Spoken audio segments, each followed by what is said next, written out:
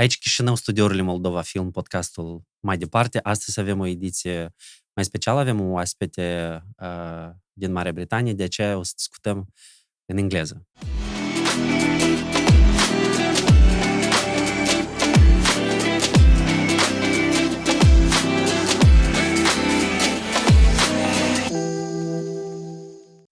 Hello, Kannan, and welcome in Moldova.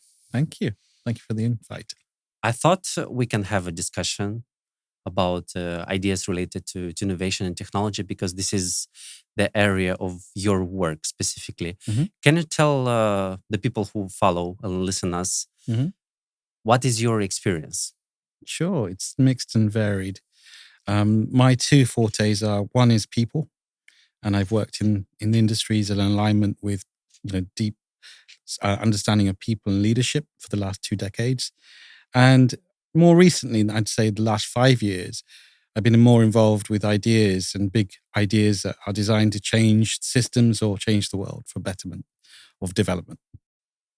I want to start our conversation with an honest account of how you see Moldova from outside. What is the information that that first things that you learned about Moldova, good and bad as well? Okay, I'll unpackage that. I have a slightly, obviously you listen, and one of the influences one takes is from your friends and family, right? So I have a very good, in London, a very cosmopolitan kind of city. Only New York that will really rival it. But as a cosmopolitan city, you get everyone from every culture coming through. And I've had really positive experiences with Moldovans who are based in London. One of my best friends, very successful female entrepreneur. So I have a slightly biased view of Moldova because, it's the warmth of the people that, I've experienced. And for the last 10 years, my friends have been encouraging me to come to Moldova. So I've been here for just over 2 days. And, I can see some similarities with other parts of the world. I know that it has in standing of the European kind of landscape, it's probably one of the poorest nations. I understand that. But I feel it's one of the richest nations in terms of kindness and willingness of people to kind of support you, which is a great asset. There's a lot of infrastructure needs I can see. The buildings, for example, when you look around architecture, etc., it's got history, but it has a great kind of opportunity to kind of leapfrog from where it is. It's a relatively small nation as well, geographically, relatively small populace as well, but it's got some big challenges. Those are my initial observations. So, yeah, very recently there was this saying, especially with the refugee crisis, that Moldova actually is a small country with a big heart. Yeah. Do you think that's something actually that we say or the foreigners say just to feel good maybe about ourselves, or actually we can use it somehow to our advantage to position ourselves, to differentiate ourselves on a global level? I think it's super important, actually. So it's not about how much money we've got. It's not about how happy we are. That's all relative. But actually, it's the degree of humanity that's really the measurement. And if you display that humanity, that's genuine, that shines through. So to answer your question, I think that is an opportunity that you should try and use and build upon. I mean, the reality is very different from a statement which sometimes a marketing department or a political party might want you to believe. But if that reality is true, then definitely it'll pierce through darkness, because we always look for light. And I think that if you are supporting less underprivileged groups, such as refugees, that's an incredible place to be. Of course, it's super nice and important to help the refugees, but the situation in Moldova itself with the Moldovans, it's, I would say, at a critical level. For the past 20, 25 years in Moldova, we have a massive brain drain. Yeah. So people look for economical opportunities. They move and travel, and sometimes they abandon Moldova for good. Yeah, is there a reversible uh, opportunity for the Moldovans that left the country, for some of them to return in Moldova? And if so, what needs to change? What needs to happen so that this reversibility can start? Okay, remind me, Artur. I wanted to tell you a story, but I'll come back to it. Let me answer the question that you've posed to me. Firstly, yes, this is possible. I feel that the connection with the motherland, so the people that go overseas, the friends that I referred to at the beginning of the conversation, they're immensely proud.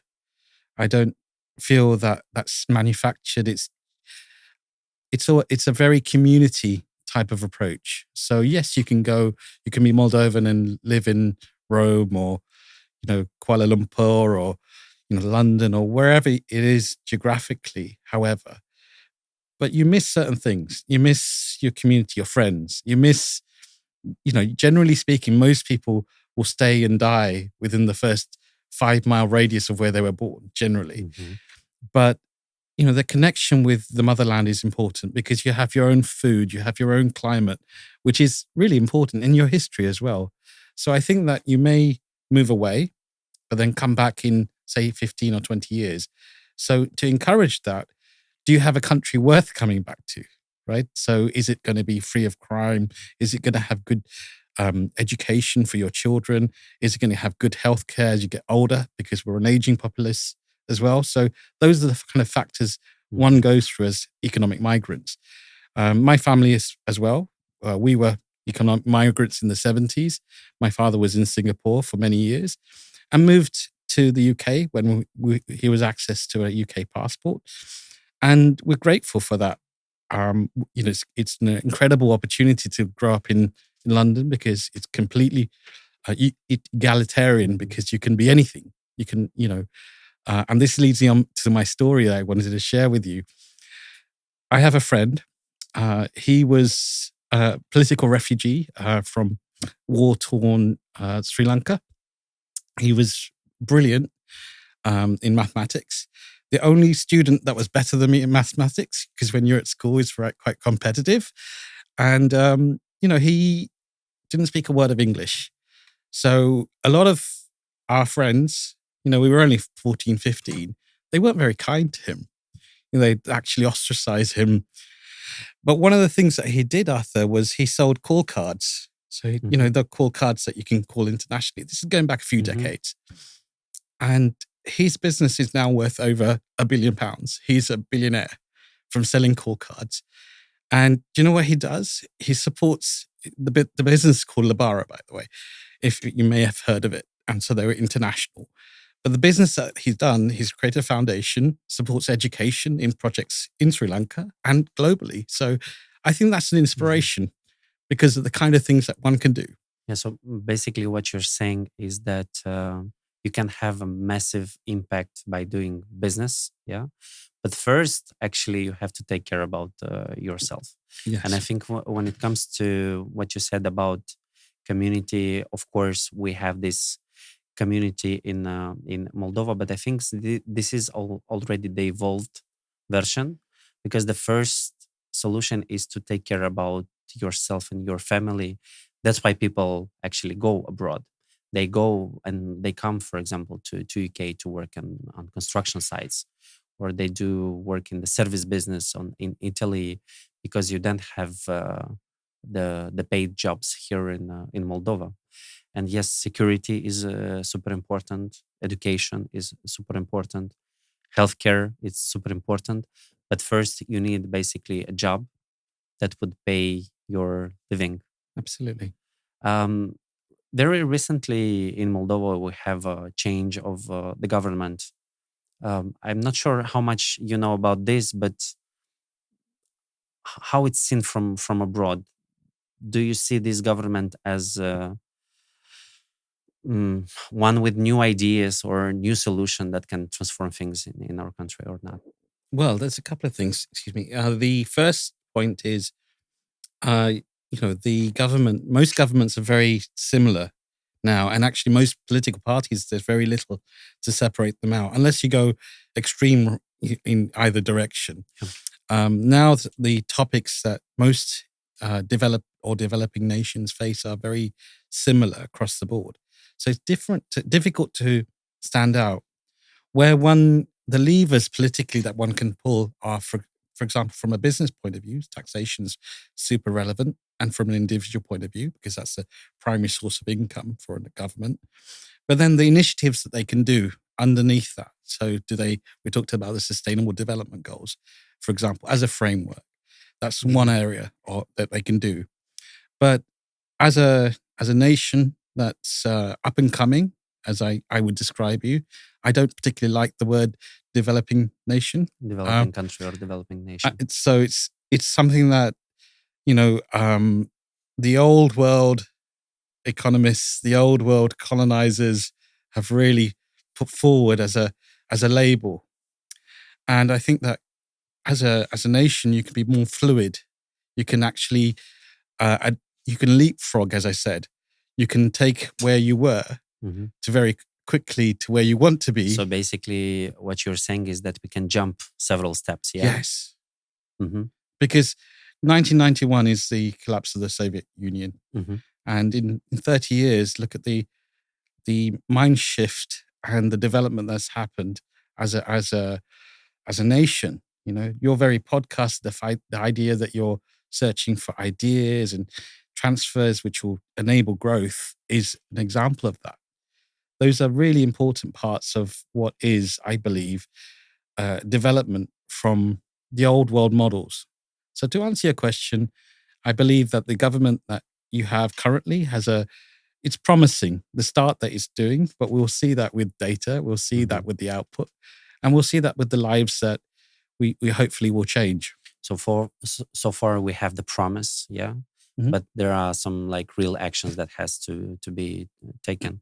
I want to go more in depth in this area, and in order to have this, leapfrog, this jump over several steps, what we have to do, with what we have to equip ourselves to be able to do this leapfrog jump. There's a few things. One is use of resource, and that's financial primarily. Secondly, it's about use of people as well. So typically there's 4 factors of production: capital, enterprise, land, and labor. So land has to be used well. So predominantly that seems to be the way that you've used your landscape is through farming, for example. So if you shift that to other forms of land use, that is one lever one can use. Capital is the starting point. So the influx of either foreign capital or use of private industry through private equity, for example, that's another way forward. Your use of bonds, loans, these are really kind of very key and central, because I understand that you have a high debt ratio, and that's something that you don't want to have. Even developed nations, established nations like Britain and US have high debt ratios as well. So it's not to say that we should do we should learn from mistakes. Enterprise is really, really important. So entrepreneurs like the colleague I mentioned from Moldova, who speaks so highly about your country, she's an example. We should be promoting more entrepreneurship and more projects which generate ideas, because they create jobs. That's really important. And then finally, around labor. So historically, if you have a labor force, what do you do with them? If they haven't got an education, you would put them in a factory, right? And the world's factories are now deposited all in China. And that has been the case for the last 20, 30 years. Previous to that was Japan. So this is the kind of footfall of since the Second World War. So that model has changed. Now it's around the intellectual capital that you can generate through either your research, your development in technology, and those things like artificial intelligence are really, really important. So again, all of these levers are the ones that government need to look at and develop. What you said about capital is really important, but the capital don't have the the economical interest to come in Moldova, because it's a very small country, and you have many other opportunities and sexy areas where you can invest this capital. Actually, this is one of the biggest problem in Moldova. There are very few. I know only about one investment uh, capital investment company in the Moldovan space. Also because they don't have the trust that their investment will be protected. Yeah. So I think this is something that this new government have to address, because it's not only the government who have to support some changes. Basically, I think that they should enable this type of movement happening from bottom up. Agreed. There's a couple of areas, touch points. One is taxation, which we covered. Second is IP, so intellectual property. So if I have an idea, for example, I can give you an example of a Swedish automated door company, for example. They're one of the biggest providers globally.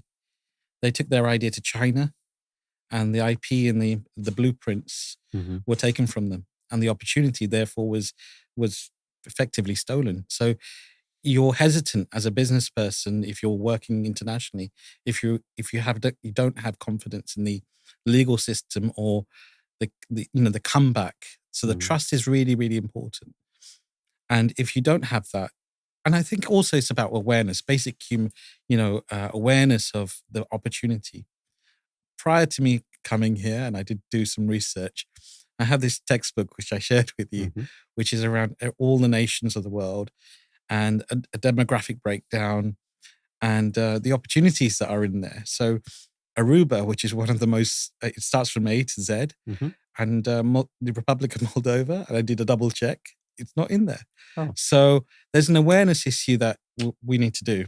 And I think that's also another challenge that hopefully your podcast and your government can address.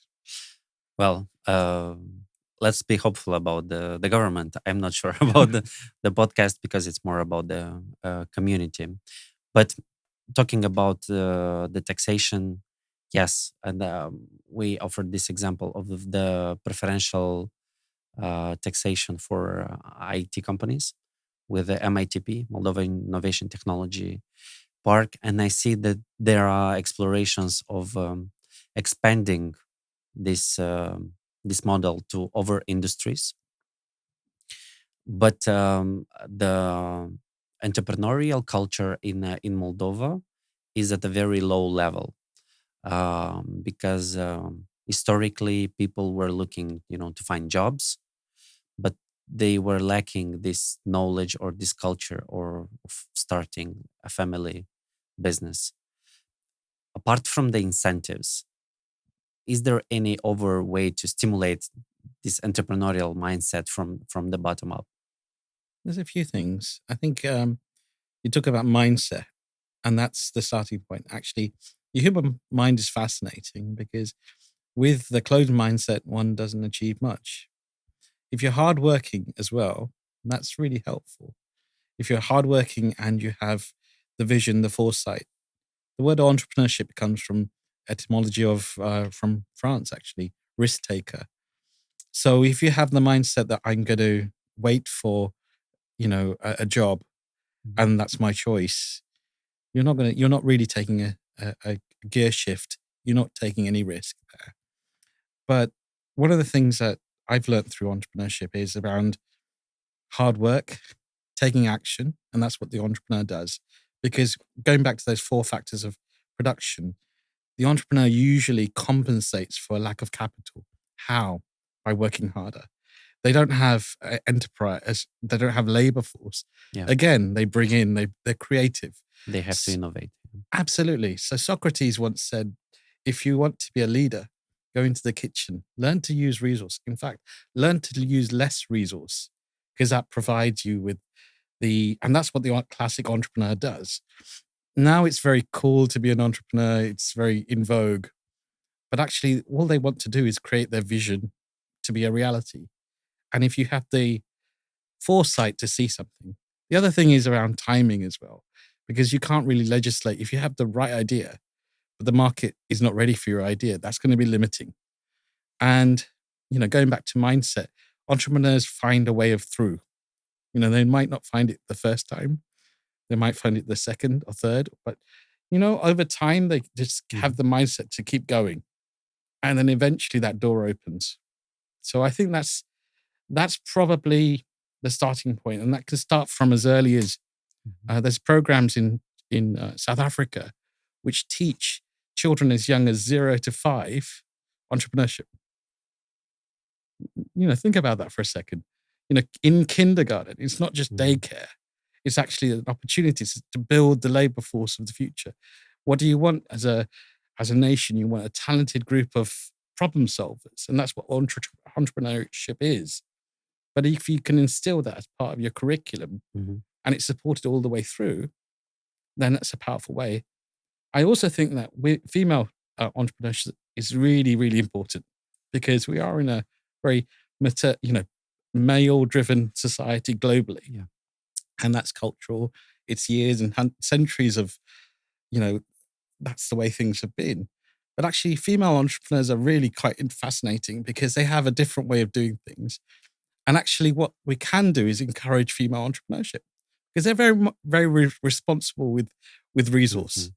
And now it's becoming very open. You have investment funds which will invest in women-led businesses. There are women that will invest in women-led businesses as well. Yeah, we have state investment supporting women entrepreneurs. And I think this is like a directive somehow and funds that are coming from European Union as well. But at the same time, it leads to some sort of positive discrimination where new businesses that are launched by women in rural areas are supported. But if you're a guy, from rural area and you want to launch a business, then you don't have that many opportunities. And it also leads to this situation where men, they can register a company. That company on paper, it's, his wife's company, for example, but actually he is the one who is managing the company after all. Okay, well, that's also innovative way to. Well, it's corrupt, is what I would argue. It is corrupt, and this is where your audits should come through. There's a very established case study from Bangladesh, and this goes back to Grameen Bank and loans which they gave to smallholding farmholders in Bangladesh. This is going back to the 1970s, 80s, and Muhammad Yunus, who set it up. He's got international recognition because what he's done is given small loans to mainly female farmers, and the repayment rate I think it's like 97%, I believe. So it's unheard of in the loan industry, and so one can change the dynamic through an example of that. And going back to your earlier question around what can you do at grassroots, and from bottom up, things like accelerators are helpful as well. So I don't believe that you need to have a classical education to go into entrepreneurship. You just need actually initiative. There's a great leader I can cite from India who is a friend of mine, and she's from the IT industry, and she and her husband started a business. One of the things that she wanted to do was she wanted to hire disabled people. So the first employee that came to her office was on the 4th floor, and this person was in a wheelchair, but there's no lift. Like, can you imagine on the first day they arrive? Anyway, they made a mistake, but they corrected that over time. Now, fast forward 15 years, she has over 1,500 workforce, and 80%, I believe, are differently abled. So they're in wheelchair or, of that kind of bracket. They're outperforming, more established IT companies. They're growing. And the Indian government's actually given them land to actually build a city, this one company. So there's different ways one can operate. And I take my hat off to her because not only she's done something, when she goes back about the leadership journey she's gone on, she just wanted to do something. She didn't want to have this big growing enterprise. It's not the starting point. She just wanted to do something that she was passionate about, but she also wanted to engage other people in that process as well. Yeah. Well, I think in this case and in many other cases, a very important part of the success of any endeavor, it's the mission and the change you want to realize in the world. What's your mission? What is your fingerprint that you want to leave? Very simple. I was born to change lives. A friend of mine from Oxford said there are 2 days that are important: the day you're born, and we don't remember that, right? We can't remember our childhood, Yeah, early it's days. the parents who tell us the story Exactly. how it happened. So we don't know that part. But then the day you find out why, super important. So for me, that was an enlightenment. And that's a gift of realizing it's not about you have talents. Everyone has talents. But if you use them for good, and my particular talents are enabling other people to help leaders become better leaders, sharper, solving problems, and then using that in the right way, I believe. So that's my raison d'etre. It's a very interesting one because it resonates with the mission of the Rocket community to empower digital innovators. And to elaborate on this topic, I want to discuss with you about how one find its talent. Because in my case, I was trying different things. You experiment to try to do that and the other thing and another thing, but at some point you said, I think I'm good at this one, and actually it gives me feels good, the feel good energy. Do you think there is a way to discover your talent at the early stage? Because I think you are happier if you discover this in your 20s and not in your 40s, for example. It's helpful if you can find it as early as possible, of course. I'd say that it's a series of experiments. Life is an experiment overall. And it's also about how do we learn to walk? It's by falling over. So one has to fall over many times. And it's the endeavor of standing up that we learn. That's human development. Mhm. And if you're tested severely, and I'm talking about extreme pressure, you get two responses, as we know: fight or flight. Sometimes we do either of those situations, but that leads us to finding out our true essence. So in Japan, the spirit they talk about is higher level of enlightenment, satori, in actual fact, to when to see into one's true essence. So I'm not talking about the manufactured, image that one wants to be, but what are you really about? Are you in service of others? Are you in service of self? How big is your ego? And ego isn't necessarily a bad thing. Ego pushes us in directions, but does your ego consume you? So there's a bit of psychology goes into it. The more that you realize about yourself and where you fit in the world, the more powerful you get. So it's not about a competition with you versus somebody else. It's a competition between you and the person you were yesterday. So all the knowledge that you accumulate, that knowledge becomes really fluid and allows you to manifest it in a different way. I agree with you, but the reality in Moldova, the situation in Moldova, is that people are scared of failing, and this is also the model of the education that people got also in the Soviet Union. It's basically, there is a saying that initiative is punishable. Yeah, so it's better to conform yourself, and to not do these experiments. And that led to the situation right now where people are not thriving to evolve or to develop themselves, but at least they want to maintain and to keep what they have, so they like the status quo. Sure. And I think this is a problem. Yes, I'd agree. How to address this problem? Free thinking is important. So we talked about before this conversation around censorship. I understand that that's not an issue that you have in this geography, which is really important. The role that media plays is important. Mhm. Education system, which encourages creativity, critical thinking, the search for evidence, which is what history is.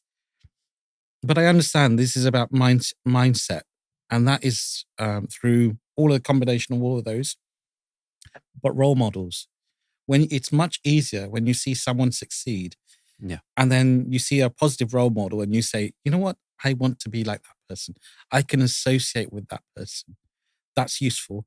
I think also I would encourage everyone to travel. The more you see of the world, the more you understand around culture and how you can fit and how you can work with humanity in broader sense. Yeah. So an abundance mindset versus a scarcity mindset, they're very different types of endeavors. Can you elaborate, please, about the difference between the abundance mindset and the scarcity mindset? Yeah, sure. Scarcity mindset, it's someone else's. Actually, I would use my own theory, and this is not in evidence based, but I think there's two types of people in the world. There are people that it's everyone else's fault that something has happened badly, or there are people that they take responsibility, and those people are very precious, very rare. What we have to do is learn from them, support them. So abundance is about creativity. I can see everything I need. I don't need much, but I can create it. I have access to it. And that's a different mindset from the person that says, I need more. I don't, I deserve it. There's a Entitlement. there is that, but also it's like a blind alley. They just won't lead you to, so surround yourselves with good friends and good books. That's the mindset that my parents always said. And the more you read, the more you access people, then it's much easier. Yeah, and actually to combine the two ideas that you said, one with the need to travel and the fact that there is a big, massive brain drain from Moldova. Actually, the entrepreneurial spirit for Moldovans can evolve through these, international global experiences, things that they see and they combine with the reality and the factors that they know are actual for their motherland, and they can combine and create a convergence of this, local reality and the global opportunities and the global know-how. I think this is an area where a collision of different ideas can lead to progress. I definitely agree, because it's a community, as you said. A community can be just in your geography, but now with technology, it's much easier to do. And we've all adapted in the last 2 years since COVID to video conferencing, etc. So if you can join up all the dots and the proud Moldovans that are around the world, but collecting their stories, because stories are really, really important. Going back to how do you change mindset?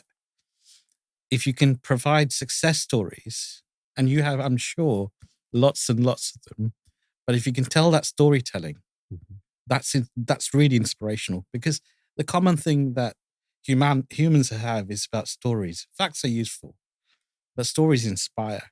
And the greater you can inspire people, they will take chances. They will create businesses. They will create the opportunities that you want to see and the leapfrog that you're seeing as a nation. When Mahendra Modi took over India's prime ministership, he said there's 1 billion of us.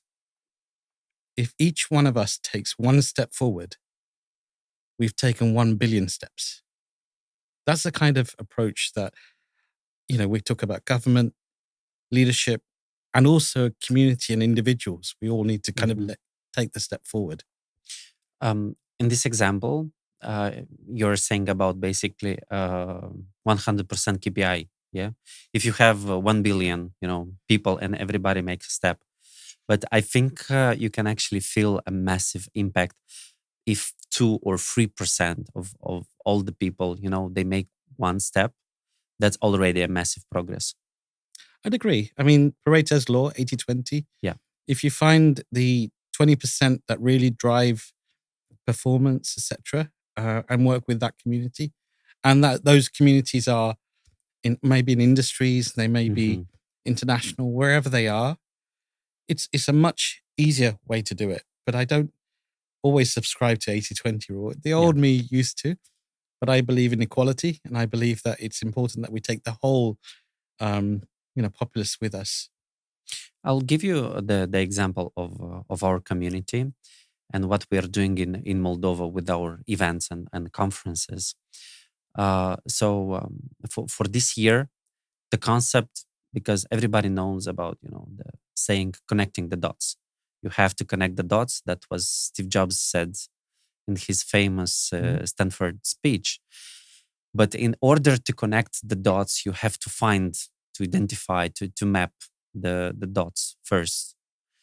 So I want to basically validate a concept with you because there are a lot of talented Moldovans abroad, Mhm. and the travel is sometimes difficult for them to come in Chisinau. What we decided to do is to create a program where we can have a bridge event happening on the in the same time in Moldova and in Central European space like Milano, for Sure. example, and to connect, this expertise, these stories, this experience that is very rich at the global level with a talent in Moldova that needs this type of opportunity, but also they can provide, the energy and the know-how that is nowadays educated more with the help of YouTube and Mhm. less of the with the help of the traditional educational system in Moldova. No, I think it's very clever. I mean, I'm from Oxford, as you know, and if you're part of that community, we have alumni networks and chapters which are global. So we'll have a chapter in New York or in Singapore or Japan or Australia. So globally, wherever you're going to go, there's a community of like-minded individuals that you can interact with, and the deals that you can, in the conversations. Let's take ourselves away from a transactional Yeah. point of view, but inspirational conversations happen from those types of environments. And when we talk about leadership, really leadership is about creating the environment, the right conditions for others to take Hmm. the stage. And think about it like an orchestra. The conductor is the person, who orchestrates, but actually it's creating that environment, the culture, the climate for those individuals to do their best work. This type of transformations also need a good soil. Yeah.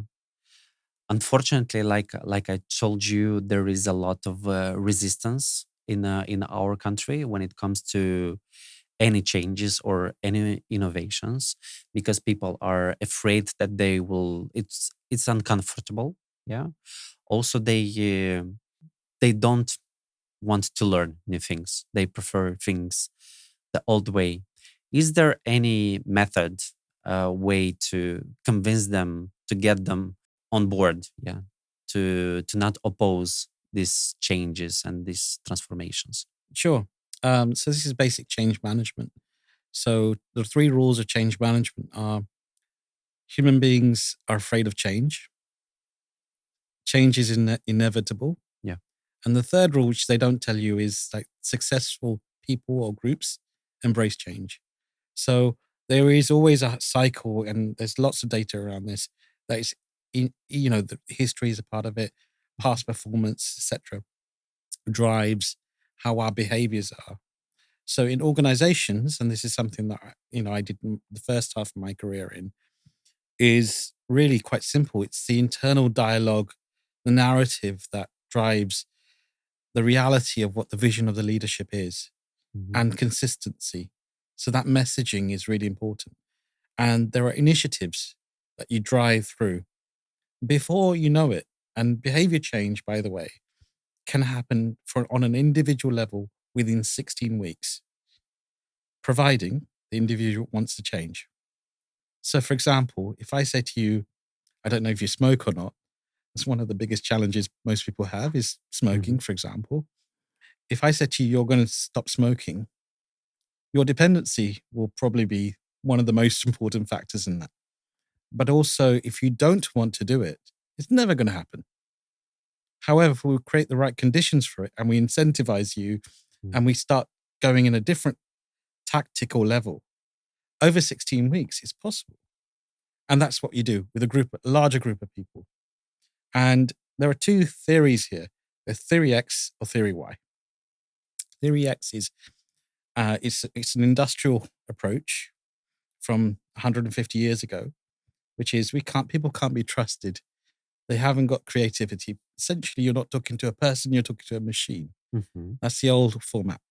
Theory Y is a different type of approach. Theory Y is around people should be trusted, they should be empowered, they should be supported, they should be developed. And that's the more progressive type of approach. So, as a nation state, a young nation state, you've got the opportunity. Arguably, you were Theory X before, and you still have the long tail of Theory X. And now, with a fresh government and fresh hope, what you're trying to do is move to a different type of model on a national level. So this is what I mean. This takes time to embed, and this comes through your media, the political messaging, the Mhm. support people get on the ground. If it's great to have big ideas, Yeah. but if those ideas don't translate on the day-to-day basis through simple things like transport, through infrastructure, if your lives are not enriched and you can't see changes, why Mhm. would you change in the first place? So it's a combination of those things, and this is what joining the dots means.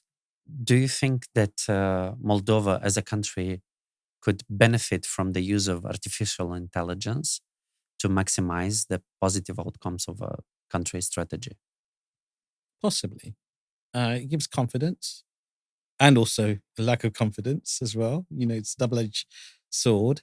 When we talked about leapfrogging, we're Yeah. talking about what is actually the essence of the fourth industrial revolution. It may Mhm. de-risk, but it also all the artificial intelligence starts with a human. Depends on what you program in and Yeah. what the parameters are you set. So it could be um, hugely beneficial. But on the flip side, it could be limiting. So if you program with the closed mindset, then guess what? You're going to get the same results, and don't be surprised with that. Whereas if you open and you try to do something which is a bit Mhm. fresh with the right intention, then there's a possibility that it could be something that truly transformative. One of the dangers of the innovation and the strategy in Moldova are the constant crises. We Mhm. are a country living in a crisis, you know. First, we have the pandemic, then we have the energy crisis, then we have the crisis with the war in Ukraine. And at the same time, there is this saying that every crisis is an opportunity. Mhm. And I would like to, at the end of our conversation, at least in this podcast, to elaborate a little bit more about what opportunities we can find in these never ending crises. I think there's the scope to find out something about yourself and to see who the leaders are. It's actually quite simple. The people that you need to invest in, learn from, elevate, role models, they'll stand out very easy. So I don't expect that to be, I mean, great if you have, if it's everyone, but I think it's going to be a minority. And those are the people that are your tribe. And in real terms, a crisis is an opportunity. That's where real things come through. The challenges and the hardships become a thing of the past. How? Through hard work and dedication. So if you're having those crises, which we are having, with now mental health, for example, is very much on the agenda for every employer in the world. We didn't talk about that. There was a stigma attached to that. So that has liberated a lot Mhm. of. I mean, that's just one area, for example. But if you're facing that as a small nation, what that shows is you're resilient. Yeah. And that's a great quality to have. But the question is, now you need to open, the horses have blinkers. Yes. You have to take the blinkers off. And that's the next metaphorical thing that you need to do. That wider peripheral vision is where you find the direction of travel and then travel at speed. But for that, you need to have also room for this innovation, because when you are in a crisis mode, you'll always basically in a fire mode. Mhm, Yeah. You mhm. always have to, take care of urgencies, Mhm. and you don't have the time for long term planning. And you have the perfect, um, you know, thing to say. We don't have time for that. We have to solve this. Yeah. Is there any way to solve it somehow, to manage it? Well, Arthur, my friend, that's the one thing that no human being has resolved. We have less time. It's the most Hmm. precious resource is our time. You asked me earlier about my philosophy, closed, or open, and now I want to give my gifts away. Is the truth of it. Hmm. Why? Because time is precious, and I think that in a smaller nation like yours, much easier. You can be the speedboat versus an oil tanker, which is actually quite difficult to turn around. And that's time. Yeah, I think this is a great example for the end of our conversation. I want to thank you for your time, and I wish you to spend well the time in Moldova. I'm looking forward to more conversation with you. Thank Thank you you. very much. Pleasure.